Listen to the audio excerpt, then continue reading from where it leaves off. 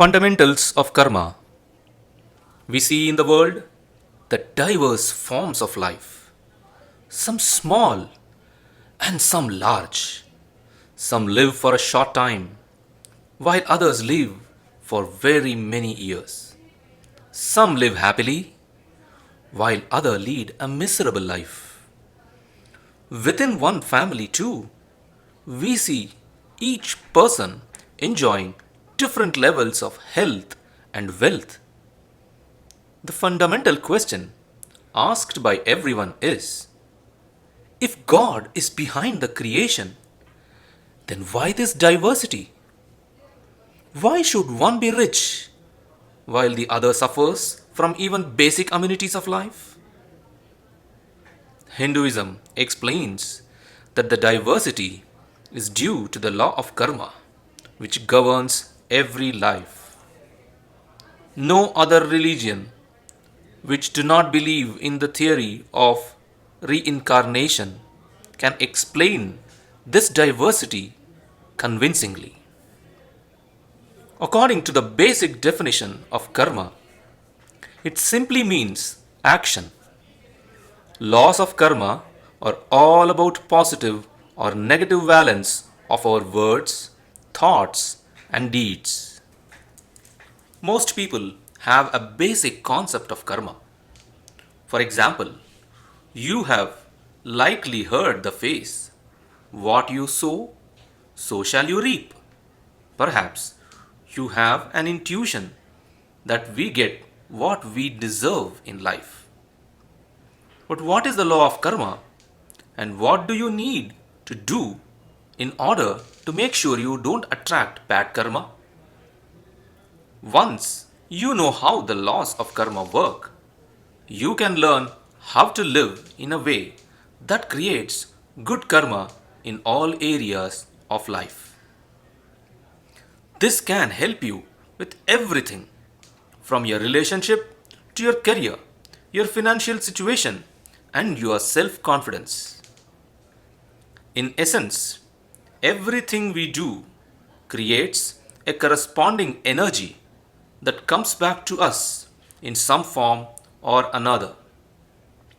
Difficult karmic experiences can also prompt learning and growth and can later lead to good karma if we work towards positive change. Everything we do is linked to our karma. How we treat others, how we see our own role in the world, the manner in which we use resources, how we develop our character, all of these can be understood by understanding the fundamentals of karma. One should remember that every action has a consequence which will come to fruition in either this life or a future life. Thus, morally good acts will have positive consequences, whereas bad acts will produce negative results. An individual's present situation is thereby explained by reference to actions in his present or even in his past or sometimes even in his previous lifetimes. Karma is not itself reward or punishment, but it is the law that produces consequence. Like deeds lead to like effects. Thus, good karma produces good effect on the actor, while bad karma produces bad effect. This effect may be material, moral, or emotional. One's karma affects both one's happiness and unhappiness. The effect of karma need not be immediate. It can be later in one's current life or it can extend to future lives. The consequence or effects of one's karma can be described in two forms, phala and samskara, that is, result and impression. Result is a visible or invisible effect that is typically immediate or within the current life cycle.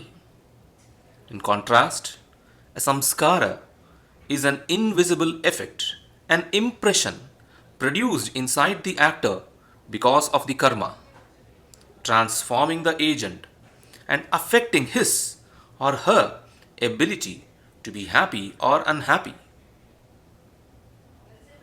The theory of karma is often presented in the context of samskaras. The results of karma experienced at any one point in time come not only from the past karma but also from the present.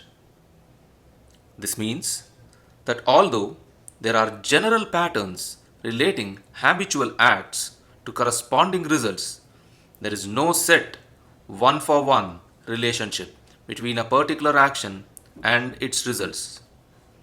Instead, the results are determined by the context of the act, both in terms of actions that preceded or followed and in terms of one's state of mind at the time of acting. We are not helpless or lack skillfulness in avoiding evil actions. With discernment, we can definitely avoid unskillful actions which produce bad karma.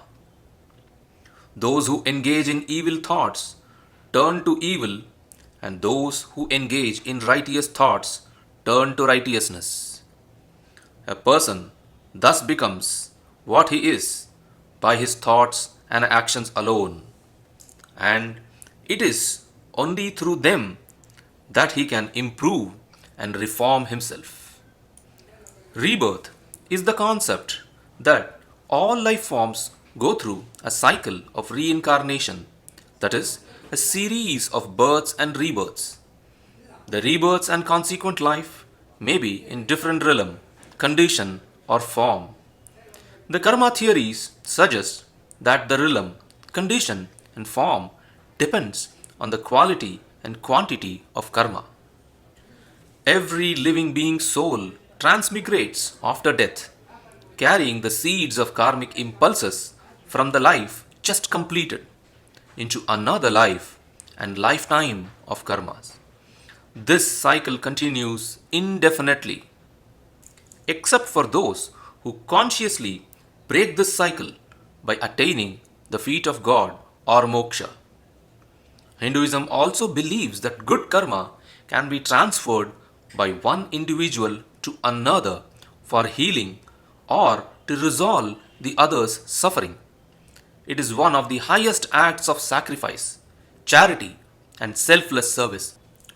By practicing dharma, cultivating virtues such as non violence, truthfulness, non possessiveness, compassion, etc., seeking the guidance of the elders and the wise men, and by engaging in righteous actions such as right living, charity, selfless service, helping the poor and the needy, etc., one can reduce or balance the consequences of bad karma.